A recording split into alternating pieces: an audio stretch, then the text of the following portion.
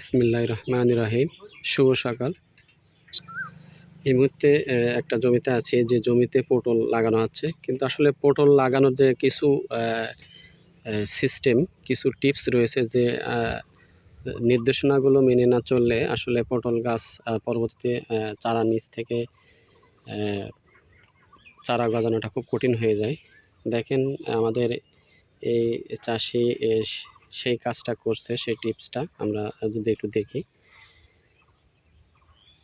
এক মাথা অবশ্যই মাটির উপরে বের করে দিতে হবে, তা না হলে চারা উপরে থেকে গাছে অক্সিজেন না পাওয়ার কারণে চারা কিন্তু পরবর্তীতে বের হবে না। সেই জন্য উপর থেকে গাছ যাতে করে অক্সিজেন নিতে পারে, সেই জন্য একটু মাথা বের করে রাখছে। দেখেন, এই মাথা বের করে রাখার কারণেই কিন্তু আপনার অক্সিজেন পাবে এবং গাছ দ্রুত হলো যে কুশি গজাবে।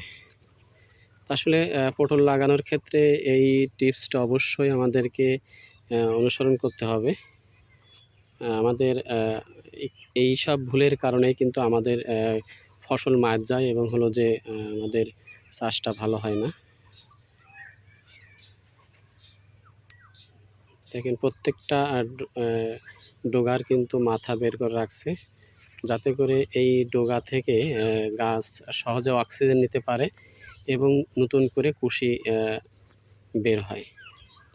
আমরা যে গুলো লাগানো হয়ে গেছে সেগুলো যদি আমরা দেখি, তাহলে আমরা বুঝতে পারবো। দেখেন, প্রত্যেকটাই কিন্তু কুশি বের করে রাখা হয়েছে, যাতে এক মাথা একটু বের করে রাখা হয়েছে, যাতে করে গাছ উপরে থেকে অক্সিজেন নিতে পারে।